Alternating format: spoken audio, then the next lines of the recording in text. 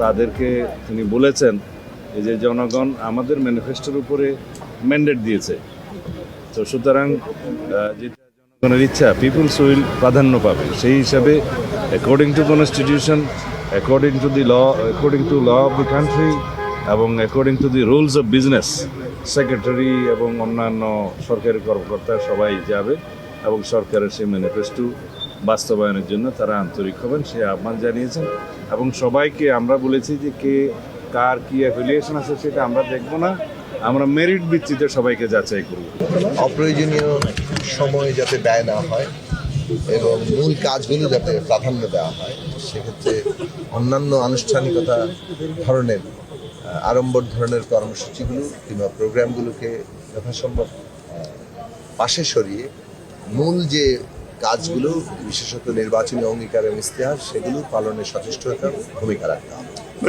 এগুলো একটা। দুই হচ্ছে যে দুর্নীতির ব্যাপারে উনি খুব স্পষ্ট অবস্থান নিয়েছেন এবং তার গভর্নমেন্টের যে একটা ক্লিন গভর্নমেন্ট হিসেবে তিনি তার যে অবস্থানটা রাখতে চান সে ব্যাপারে সবাইকে সতর্ক করে দিয়েছেন যে কোনো মন্ত্রী কিংবা প্রতিমন্ত্রী কিংবা মন্ত্রী পরিষদের সদস্যদের কেউ যাতে ব্যবহার করে কোনোভাবেই একটা দুর্নীতির কোনো জায়গাতে যেতে না পারে, সেইটা খুবই কঠোরতার সাথেই তার অবস্থানটা তিনি জানিয়েছেন।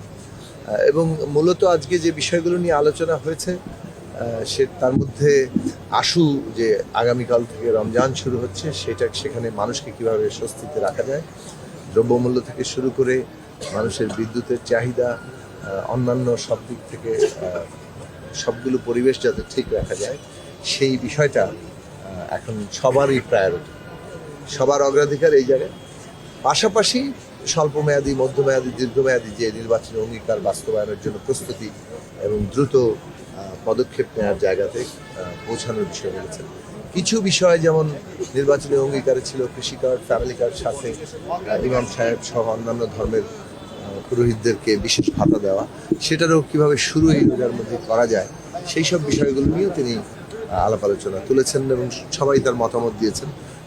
এবং স্থানীয় নির্বাচনের বিষয় নিয়েও এখানে উঠেছে, কত দ্রুততম সময়ে স্থানীয় নির্বাচনের দিকে যাওয়া যায়। তো এই বিষয়গুলোতে খুব দ্রুতই হয়তো সিদ্ধান্ত আসবে।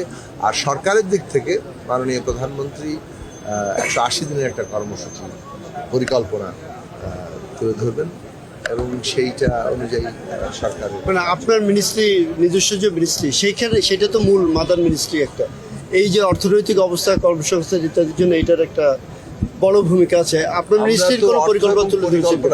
আজকে অর্থ মন্ত্রণালয়ে আসলে আমরা প্রাথমিকভাবে পরিচিত হয়েছি সবার সাথে। আগামীকাল পরিকল্পনা মন্ত্রণালয়ে সকালে এই পরিচয় আবার ঘটবে এবং আমরা আশা করি খুব দ্রুত আগামীকালের মধ্যেই অগ্রাধিকারগুলো কি সে বিষয়ে মাননীয় মন্ত্রী মহোদয় সহ নিশ্চয়ই একটা দিক নির্দেশনা তৈরি হবে। এটা একটা প্রাথমিক একটা সৌজন্য বৈঠক মাননীয় প্রধানমন্ত্রীর আহ্বানে আমরা বসেছিলাম। খুবই স্বাভাবিকভাবে দেশের জরুরি পরিস্থিতি কি হতে পারে সেটা নিয়েও আমরা এই বৈঠকে কম বেশি কথা বলেছি। আলাপ আলোচনার সাপেক্ষে মাননীয় প্রধানমন্ত্রী আমাদের সকলকেই পরামর্শ দিয়েছেন সরকারের পক্ষ থেকে। আমাদের এই মুহূর্তে অগ্রাধিকার হচ্ছে রমজান উপলক্ষে দ্রব্যমূল্যের মূল্যকে নিয়ন্ত্রণে রাখা, আইন শৃঙ্খলা পরিস্থিতিকে মানুষের সহযোগিতা রাখা এবং বিদ্যুতের সরবরাহটাকে স্বাভাবিক রাখা, বিশেষ করে রমজানের তারাবির নামাজে যাতে কোনো কষ্ট না হয় এবং ইফতারের সময়, এই তিনটা বিষয়কেই মূলত আমরা, যদিও সৌজন্য বৈঠক কিন্তু আমাদের অগ্রাধিকার এসছে এই তিনটা বৈঠক। কিভাবে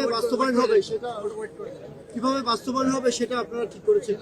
এই বিষয়ে সংশ্লিষ্ট যে মন্ত্রীবর্গরা আছেন তারা তাদের একটা কর্ম পরিকল্পনা খুব শীঘ্রই 2-1 দিনের মধ্যে ওনার কাছে হাজির করবেন এবং তারপরে আবার পরবর্তীতে মাননীয় প্রধানমন্ত্রীর নির্দেশ অনুযায়ী আমাদের পদক্ষেপ আমরা গ্রহণ করব।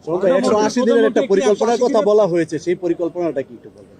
আমাদের দলের পক্ষ থেকে আমরা যখনই 31 দফার কর্মসূচি আমাদের মাননীয় প্রধানমন্ত্রী ঘোষণা করেছেন রাষ্ট্র মেরামত করার জন্য, এবং এই কর্মসূচি কেবলমাত্র বিএনপিরই ছিল না, এটা গণতান্ত্রিক রাজনৈতিক সকল দল এটার সঙ্গে যুক্ত ছিল। এই কর্মসূচি বাস্তবায়ন করার জন্য যদি জনগণের ভোটে আমরা নির্বাচিত হই তাহলে আমরা অগ্রাধিকারের ভিত্তিতে একটা 180 দিনের কর্মসূচি আমরা গ্রহণ করব। এবং 180 দিন কেন আমরা বেছে নিয়েছি? কেননা যে কোনো লক্ষ্য, তা আশু লক্ষ্যই হোক আর দূরদর্শী লক্ষ্যই হোক, তা তো বাস্তবায়ন করার জন্য একটা বাস্তবসম্মত সময় দরকার। আমরা হিসাব করে দেখেছি যে জরুরি যে সমস্যাগুলিতে আমরা অ্যাড্রেস করতে চাই সেটা একটা সম্মানজনক জায়গাতে আনতে কমপক্ষে 180 দিন হলে সুবিধা হয়। সেই অনুযায়ী 180 দিনের একটা পরিকল্পনা আমাদের খসড়া আকারে তৈরি করা আছে। খুব শীঘ্রই আপনাদের মাধ্যমে দেশবাসী জানতে পারবে। সামগ্রিক বিষয় নিয়ে আলাপ আলোচনা হয়েছে যে বর্তমান সরকারের প্রতি জনগণের যে এত বিপুল জনসমর্থন, সেটার জায়গা থেকে প্রধানমন্ত্রী আমাদেরকে মনে করিয়ে দিয়েছেন যে জনগণ আমাদের কাছ থেকে যে সুশাসন এবং জবাবদিহিতা চায়, সেক্ষেত্রে আমরা স্ব মন্ত্রণালয়ের যারা দায়িত্বে আছি তারা যেন যে কোনো ধরনের প্রভাব এবং স্বজনপ্রীতি ঊর্ধ্বে থেকে কাজ করি এবং বিশেষ করে দুর্নীতির প্রশ্নে যেন আমাদের একটা শক্ত অবস্থান থাকে। আগামীতে যে রমজান শুরু হচ্ছে, এই রমজানকে কেন্দ্র করে দ্রব্যমূল্যর স্বাভাবিক রাখা প্লাস হচ্ছে সেহরি, ইফতার, তারাবির সময়টা যেন বিদ্যুৎ নিরবিচ্ছিন্ন থাকে, আইন শৃঙ্খলা পরিস্থিতি যেন স্বাভাবিক থাকে এবং সরকারের যে কমিটমেন্ট, বিশেষ করে নির্বাচনের সময় মাননীয় প্রধানমন্ত্রী বিভিন্ন জায়গায় সভা সমাবেশে যেই বিষয়গুলো বলেছেন, ফ্যামিলি কার্ড, কৃষক কার্ড, স্বাস্থ্য কার্ড, সেগুলো কিভাবে ইমিডিয়েটলি আসলে কিছু দৃশ্যমান কাজ করা যায় সেই বিষয়গুলো নিয়েও তিনি আমাদেরকে নির্দেশনা দিয়েছেন, আলোচনা করেছেন। এবং বিশেষ করে মাননীয় প্রধানমন্ত্রীর একটি ঘোষণা ছিল যে ইমাম মুয়াজ্জিনদের বিষয়ে সরকারের একটি উদ্যোগ থাকবে, সেটি নিয়েও তিনি আলোচনা করেছেন যে ইমাম মুয়াজ্জিনদের বিষয়ে দ্রুত সময়ের মধ্যে কি করা যায়। তো সামগ্রিকভাবেই সমস্ত বিষয়গুলো নিয়ে আলাপ আলোচনা আছে। যেহেতু আমি দুটো নির্দিষ্ট মন্ত্রণালয়ের দায়িত্ব আছি, আমাদের জায়গা থেকে আমরা একটা বিষয় তার দৃষ্টি টানার চেষ্টা করেছি যে আমাদের শ্রমবাজারের বড় একটা অংশ তো মিডল ইস্ট বেস। মিডল ইস্টের সাথে কিন্তু শ্রমবাজারটা ওপেনের ক্ষেত্রে সাবেক রাষ্ট্রপতি শহীদ প্রেসিডেন্ট জিয়াউর রহমানের একটা গুরুত্বপূর্ণ ভূমিকা ছিল এবং সাবেক প্রধানমন্ত্রী বেগম খালেদা জিয়ার সময় সেটা একটা ধারাবাহিকতা ছিল, কিন্তু মাঝখানে নানান কারণে সেটা একটা ছন্দপতন হয়েছে, বন্ধ হয়েছে অনেক জায়গার শ্রমবাজার। সেখানে শ্রমবাজার ওপেন করার জন্য যদি প্রধানমন্ত্রী একটি সফর দেন মিডল ইস্টে, সেটা আমাদের জন্য একটা সম্ভাবনা, নতুন দ্বার উন্মোচন করতে পারে। আমাদের জায়গা থেকে এটিও বলেছি এবং তার জায়গা থেকে আরও কিছু পরামর্শ আমাদেরকে দিয়েছেন, যেগুলো কাজের ক্ষেত্রে আমরা মেনে চলবো।